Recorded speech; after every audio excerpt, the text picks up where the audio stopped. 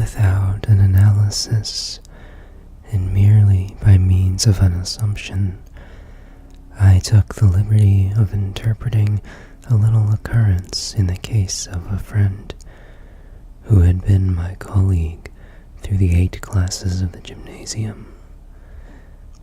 He once heard a lecture of mine delivered to a small assemblage on the novel subject of the dream as a fulfillment of a wish. He went home, dreamt that he had lost all his suits. He was a lawyer, and then complained to me about it. I took refuge in the evasion. One can't win all one's suits. But I thought to myself, if for 8 years I sat as primus on the first bench while he moved around somewhere in the middle of the class, may he not naturally have had a wish from his boyhood days that I, too, might for once completely disgrace myself? In the same way, another dream of a more gloomy character was offered me by a female patient as a contradiction of my theory of the wish dream. The patient, a young girl, began as follows. You remember that my sister has now only one boy, Charles. She lost the elder one, Otto, while I was still at her house. Otto was my favorite. It was I who really brought him up. I like the other little fellow, too, but of course, not nearly as much as the dead one. Now, I dreamt last night that I saw Charles lying dead before me. He was lying in his little coffin, his hands folded. There were candles all about, and, in short, it was just like the time of little Otto's death, which shocked me so profoundly. Now tell me, what does this mean? You know me. I am really bad enough to wish my sister to lose the only child she has left. Or does the dream mean I wish Charles to be dead rather than Otto, whom I like so much better? I assured her that this interpretation was impossible. After some reflection, I was able to give her the interpretation of the dream, which I subsequently made her confirm. Having become an orphan at an early age, the girl had been brought up in the house of a much older sister, and had met among the friends and visitors who came to the house a man who made a lasting impression upon her heart. It looked for a time as though these barely expressed relations were to end in marriage, but this happy culmination was frustrated by the sister, whose motives have never found a complete explanation. After the break, the man who was loved by our patient avoided the house. She herself became independent some time after little Otto's death, to whom her affection had now turned. But she did not succeed in freeing herself from the inclination for her sister's friend, in which she had become involved. Her pride commanded her to avoid him, but it was impossible for her to transfer her love to the other suitors who presented themselves in order. Whenever the man whom she loved, who was a member of the literary profession, announced a lecture anywhere, she was sure to be found in the audience. She also seized every opportunity to see him from a distance unobserved by him.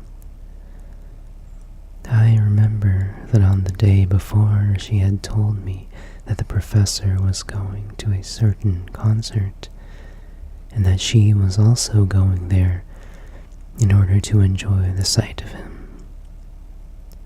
This was on the day of the dream, and the concert was to take place on the day on which she told me the dream. I could now easily see the correct interpretation, and I asked her whether she could think of any event which had happened after the death of little Otto. She answered immediately. Certainly, at that time, the professor returned after a long absence, and I saw him once more beside the coffin of little Otto.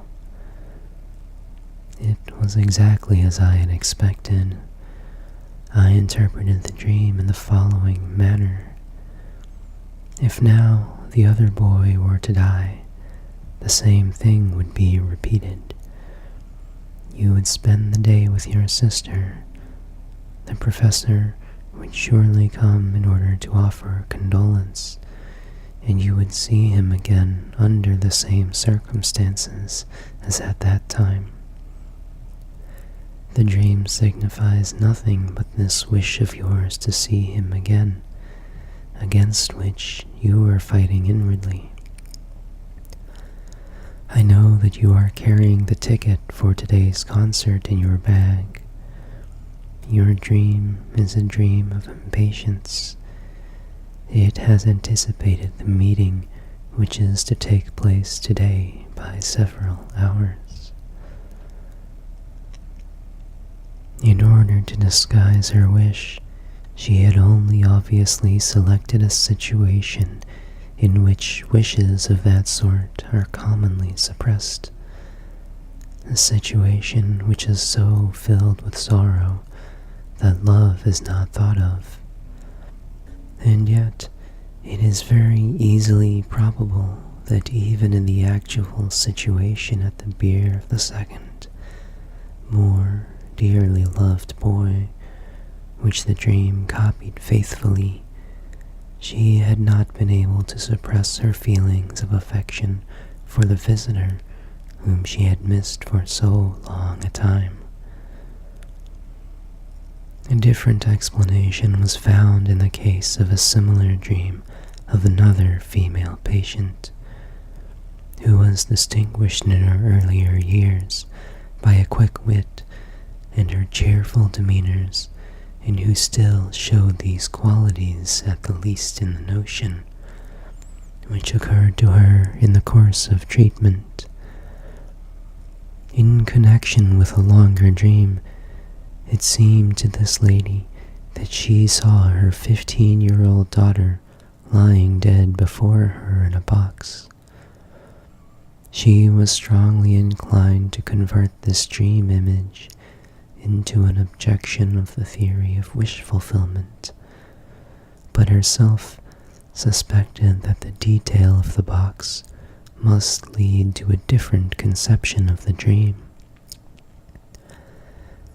In the course of the analysis, it occurred to her that on the evening before, the conversation of the company had turned upon the English word box, and upon the numerous translations of it into German, such as box, theater box, chest, box on the ear, etc. From other components of the same dream, it is now possible to add that the lady had guessed the relationship between the English word box and the German Buchse, and had then been haunted by the memory that Buchse, as well as box, is used in vulgar speech to designate the female genital organ. It was therefore possible, making a certain allowance for her notions on the subject of topographical anatomy, to assume that the child in the box signified a child in the womb of the mother. At this stage of the explanation, she no longer denied that the picture of the dream really corresponded to one of her wishes. Like so many other young women, she was by no means happy when she became pregnant, and admitted to me more than once the wish that her child might die before its birth. In a fit of anger following a violent scene with her husband, she had even struck her abdomen with her fists in order to hit the child within. The dead child was, therefore, really the fulfillment of a wish, but a wish which had been put aside for 15 years, and it is not surprising that the fulfillment of the wish was no longer recognized after so long an interval. For there had been many changes meanwhile. The group of dreams to which the last two mentioned belong, having as content the death of beloved relatives, will be considered again under the head of typical dreams. I shall there be able to show by new examples that in spite of their undesirable content, all these dreams must be interpreted as wish fulfillments. For the following dream, which again was told me in order to deter me from a hasty generalization of the theory of wishing in dreams, I am indebted, not to a patient, but to an intelligent jurist of my acquaintance. I dream, my informant tells me, that I am walking in front of a house with a lady on my arm. Here, a closed wagon is waiting. A gentleman steps up to me, gives his authority as an agent of the police, and demands that I should follow him. I only ask for time in which to arrange my affairs. Can you possibly suppose this is a wish of mine to be arrested? Of course not, I must admit. Do you happen to know upon what charge you were arrested? Yes, I believe for infanticide. Infanticide? But you know that only a mother can commit this crime upon her newly born child. That is true. And under what circumstances did you dream? What happened on the evening before? I would rather not tell you that. It is a delicate matter. But I must have it, otherwise we must forego the interpretation of the dream. Well, then I will tell you. I spent the night not at home, but at the house of a lady who means very much to me. When we awoke in the morning, something again passed between us. Then I went to sleep again and dreamt what I have told you. The woman is married? Yes. And you do not wish her to conceive a child? No, that might betray us. Then you do not practice normal coitus. I take the precaution to withdraw before ejaculation. Am I permitted to assume that you did this trick several times during the night, and that in the morning you were not quite sure whether you had succeeded? That might be the case. Then your dream is the fulfillment of a wish. By means of it you secure the assurance that you have not begotten a child, or what amounts to the same thing, that you have killed a child. I can easily demonstrate the connecting links.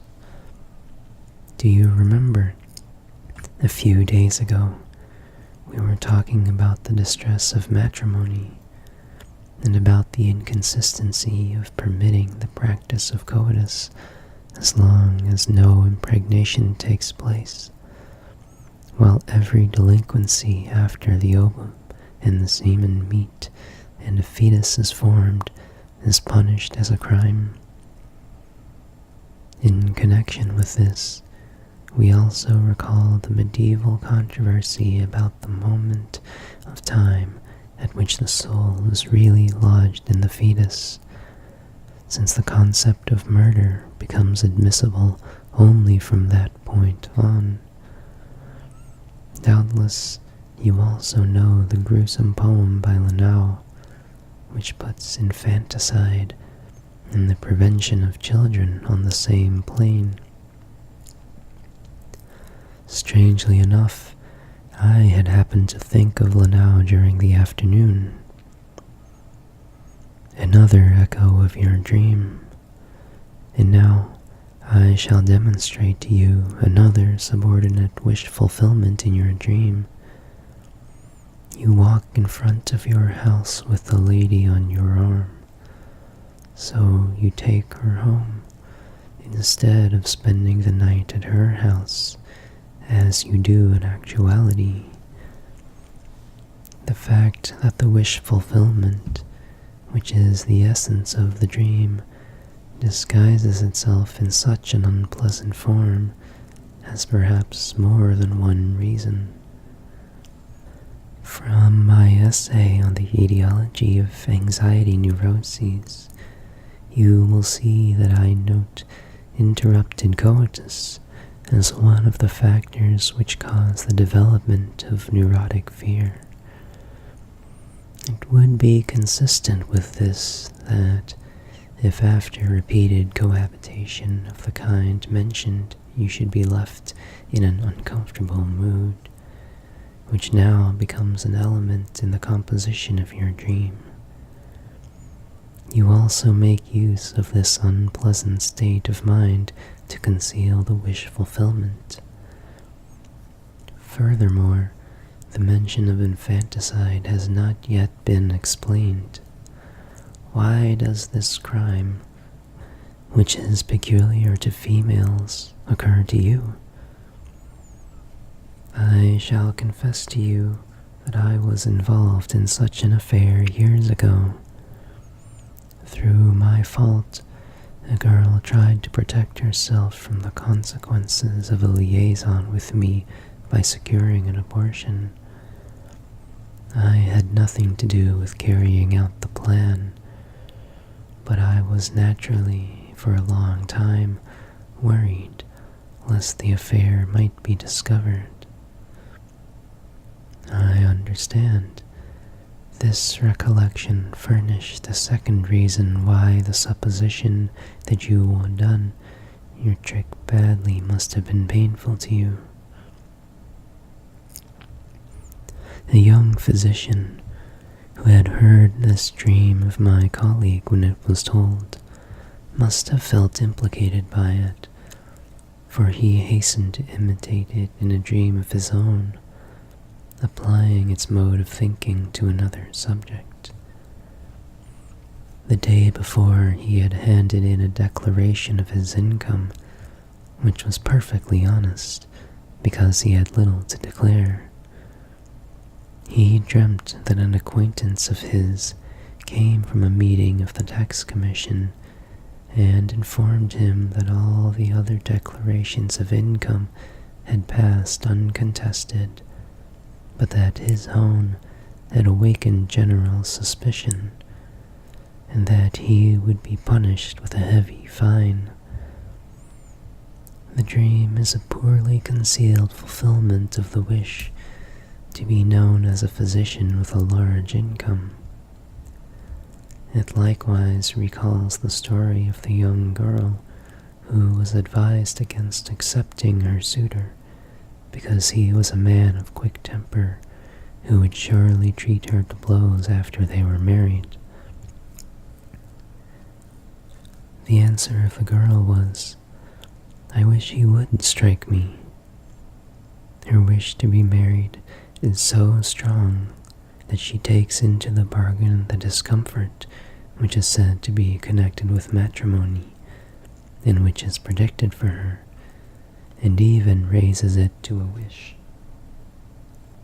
If I group the very frequently occurring dreams of this sort, which seem flatly to contradict my theory, in that they contain the denial of a wish, or some occurrence decidedly unwished for, under the head of counter-wish dreams, I observe that they may all be referred to two principles, of which one has not yet been mentioned, although it plays a large role in the dreams of human beings.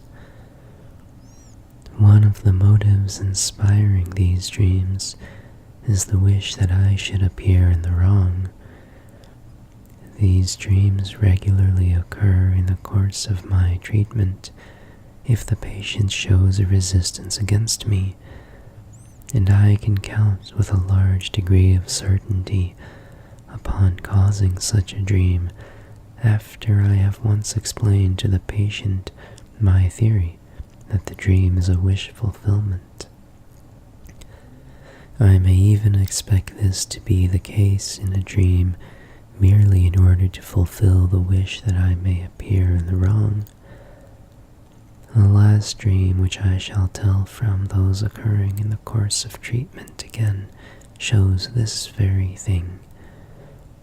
A young girl who has struggled hard to continue my treatment against the will of her relatives and the authorities whom she had consulted, dreams as follows. She is forbidden at home to come to me any more. She then reminds me of the promise I had made to treat her for nothing if necessary, and I say to her, I can show no consideration in money matters.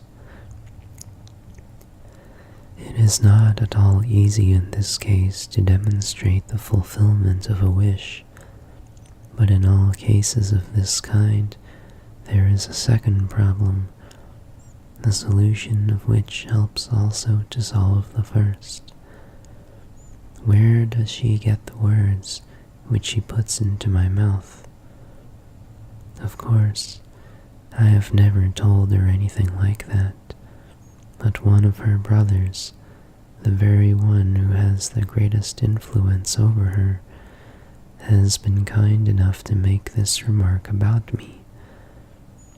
It is then the purpose of the dream that this brother should remain in the right, and she does not try to justify this brother merely in the dream. It is her purpose in life and the motive for her being ill. The other motive for counter-wish dreams is so clear that there is danger in overlooking it, as for some time happened in my own case. In the sexual makeup of many people, there is a masochistic component which has arisen through the conversion of the aggressive, sadistic component to its opposite. Such people are called ideal masochists if they seek pleasure not in the bodily pain which may be inflicted upon them, but in humiliation and in chastisement of the soul. It is obvious that such persons can have counter-wish dreams and disagreeable dreams, which, however, for them are nothing but wish fulfillment, affording satisfaction for their masochistic inclinations. Here is such a dream. A young man who has in his earlier years tormented his elder brother, towards whom he was homosexually inclined, but who had undergone a complete change of character, has the following dream, which consists of 3 parts. 1. He is insulted by his brother. 2. Two adults are caressing each other with homosexual intentions. 3. His brother has sold the enterprise whose management the young man reserved for his own future.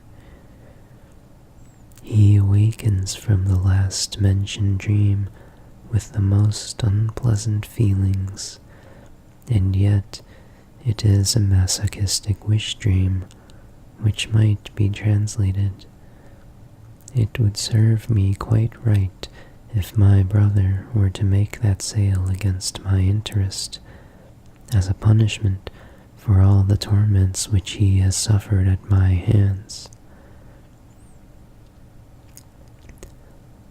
I hope that the above discussion and examples will suffice, until further objection can be raised, to make it seem credible that even dreams with a painful content are to be analyzed as the fulfillment of wishes. Nor will it seem a matter of chance that in the course of interpretation one always happens upon subjects of which one does not like to speak or think. The disagreeable sensation which such dreams arouse is simply identical with the antipathy which endeavors, usually with success, to restrain us from the treatment or discussion of our subjects, and which must be overcome by all of us, if, in spite of its unpleasantness, we find it necessary to take the matter in hand. But this disagreeable sensation, which occurs also in dreams, does not preclude the existence of a wish. Everyone has wishes which he would not like to tell to others, which he does not want to admit even to himself. We are, on other grounds, justified in connecting the disagreeable character of all these dreams with the fact of dream disfigurement, and in concluding that these dreams are distorted, and that the wish fulfillment in them is disguised until recognition is impossible for no other reason than that a repugnance, a will to suppress, exists in relation to the subject matter of the dream, or in relation to the wish which the dream creates. Dream disfigurement, then, turns out in reality to be an act of the censor. We shall take into consideration everything which the analysis of disagreeable dreams has brought to light if we reword our formula as follows. The dream is the disguised fulfillment of a suppressed, repressed wish. Now there still remain as a particular species of dreams with painful content, dreams of anxiety, the inclusion of which under dreams of wishing will find least acceptance with the uninitiated. But I can settle the problem of anxiety dreams in very short order, for what they may reveal is not a new aspect of the dream problem. It is a question in their case of understanding neurotic anxiety in general.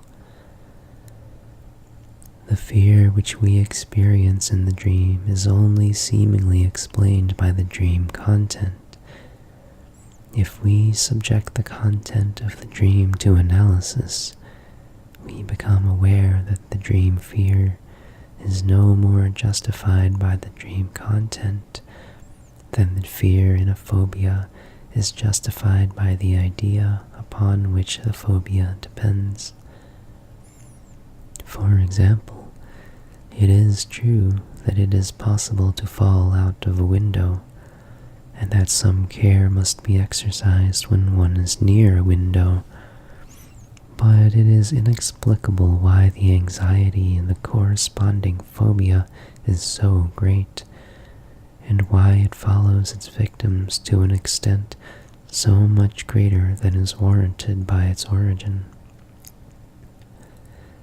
The same explanation, then, which applies to the phobia, applies also to the dream of anxiety. In both cases, the anxiety is only superficially attached to the idea which accompanies it and comes from another source. On account of the intimate relation of dream fear to neurotic fear, discussion of the former obliges me to refer to the latter. In a little essay on the anxiety neurosis, I maintain that neurotic fear has its origin in the sexual life and corresponds to a libido which has been turned away from its object and has not succeeded in being applied. From this formula, which has since proved its validity more and more clearly, we may deduce the conclusion that the content of anxiety dreams is of a sexual nature, the libido belonging to which content has been transformed into fear.